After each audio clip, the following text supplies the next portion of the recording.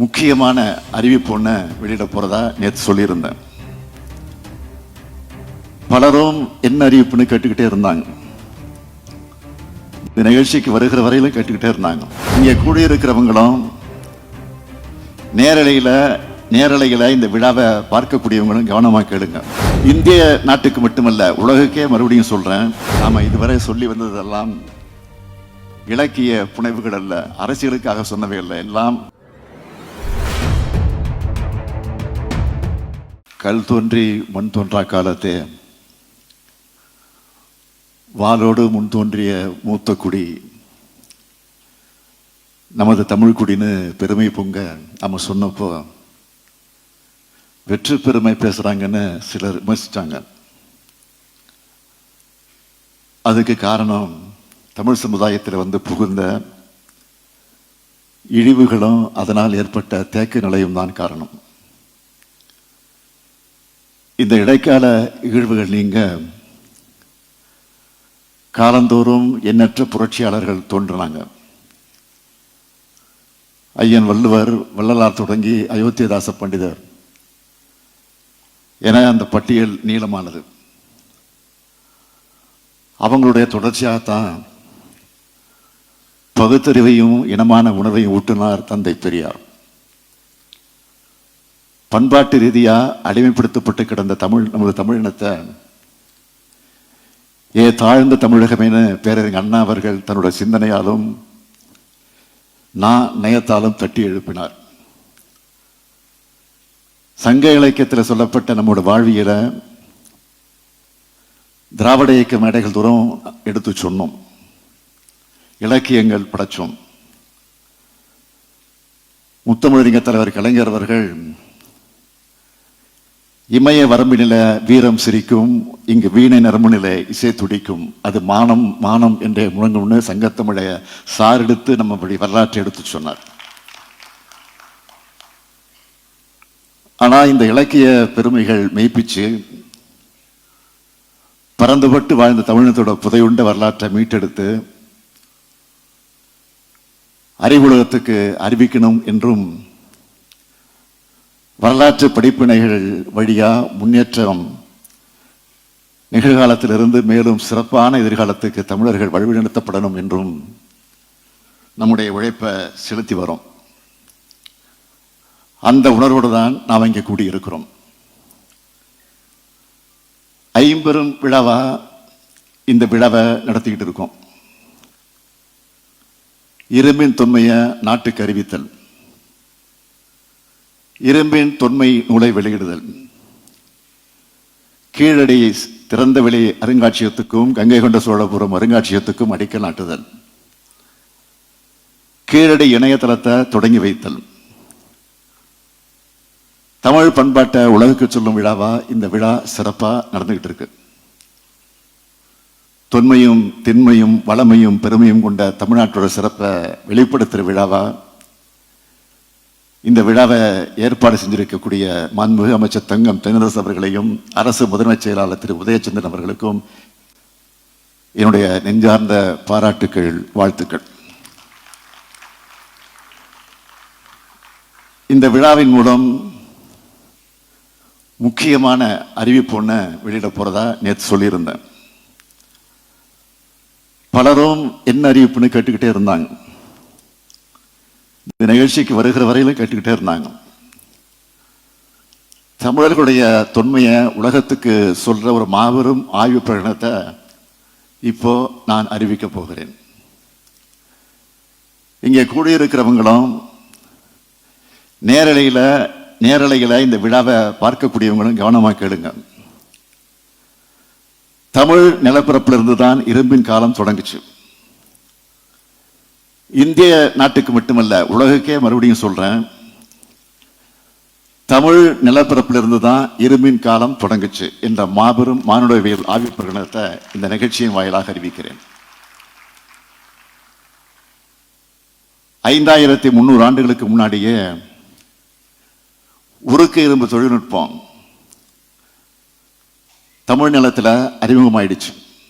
இப்போ தமிழ்நாட்டில் மேற்கொள்ளப்பட்ட அகழ்வாய்வுகள் மூலம் அண்மையில் கிடைக்கப்பெற்ற கால கணக்கீடுகள் இரும்பு அறிமுகமான காலத்தை கிமு 4000 ஆண்டின் முற்பகுதிக்கு கொண்டு சென்றிருக்கு. தென்னிந்தியாவில் குறிப்பா தமிழ்நாட்டில் 5300 ஆண்டுகளுக்கு முன்னாடி இரும்பு அறிமுகமாயிருக்கும்னு உறுதியா சொல்லலாம். இது ஆய்வு முடிவுகளாகவே நான் அறிவிக்கிறேன். தமிழ்நாடு அரசு தொல்லியல் துறையால மேற்கொள்ளப்பட்ட அகழ்வாய்வுகளில் சேகரிக்கப்பட்ட மாதிரிகள் உலகத்தோட தலைசிறந்த ஆய்வகங்களுக்கு அனுப்பி வைக்கப்பட்டுச்சு. பூனே நகரில் இருக்க பீர்பால் சஹானி தொல் அறிவியல் நிறுவனம், அகமதாபாத் நகரில் இருக்கக்கூடிய இயற்பியல் ஆராய்ச்சி ஆய்வகம் ஆகிய தேசிய அளவில் புகழ்பெற்ற ஆய்வு நிறுவனங்களுக்கும் பன்னாட்டு அளவில் உயரிய நிறுவனமான அமெரிக்க நாட்டின் புளோரிடா மாநிலத்தில் இருக்க பீட்டா அலுவலகத்துக்கும் மாதிரிகள் பகுப்பாய்வுக்கு அனுப்பி வைக்கப்பட்டுச்சு.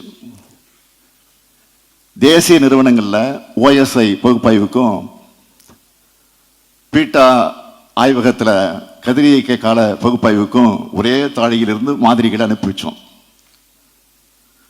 இப்படியான 3 நிறுவனங்களிடமிருந்தும் ஒரே மாதிரியான பகுப்பாய்வு முடிவுகள் பெறப்பட்டிருக்கு. தமிழ்நாடு அரசு தொல்லியல் துறை பல்வேறு ஆய்வு நிறுவனங்களுக்கு மாதிரிகளை அனுப்பி பெறப்பட்ட முடிவுகளை கூர்ந்து ஒப்பாய்வு செஞ்சதுல ஒரே மாதிரியான முடிவுகள் கிடைக்குது. இப்ப கிடைச்சிருக்க கதிரியக்க கால கணக்கீடுகள் மற்றும் OSL பகுப்பாய்வு கால கணக்கீடுகள் அடிப்படையில் கிமு 3345 தென்னிந்தியாவில் இரும்பு அறிமுகமாயிடுச்சுன்னு தெரிய வருது. அதற்கான ஆய்வு முடிவுகள் இதோ.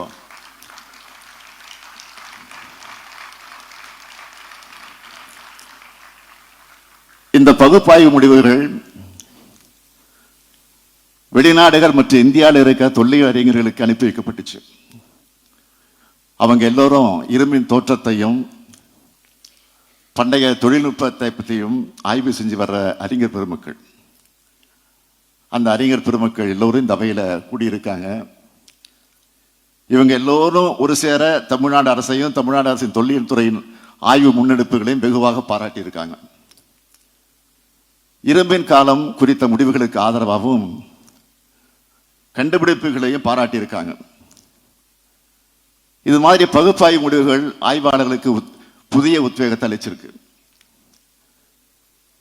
கேம்பிரிட்ஜ் பல்கலைக்கழக தகசால் பேராசிரியர் பத்மஸ்ரீ திலீப்குமார் சக்கரவர்த்தி அவர்களும் ஒன்றிய அரசினுடைய தொல்லியல் துறையில் பணியாற்றி ஓய்வு பெற்றிருக்கக்கூடிய முனைவர் ராகேஷ் திவாரி அவர்கள் உட்பட எல்லா அறிஞர் பெருமக்களும் பகுப்பாய்வு முடிவுகளை பாராட்டி தங்களுடைய கருத்துக்களை சொல்றாங்க.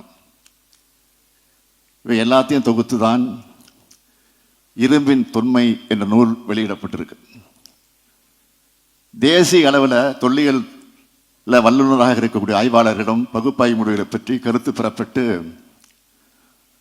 அந்த அறிஞருடைய கருத்துக்களும் இந்த நூலில் இடம்பெற்றிருக்கு.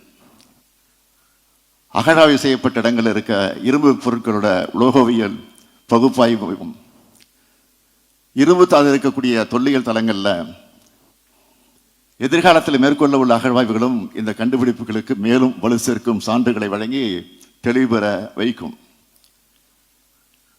அப்படியான வலுவான சான்றுகளுக்காக நம்பிக்கையோடு நாம காத்திருப்போம்.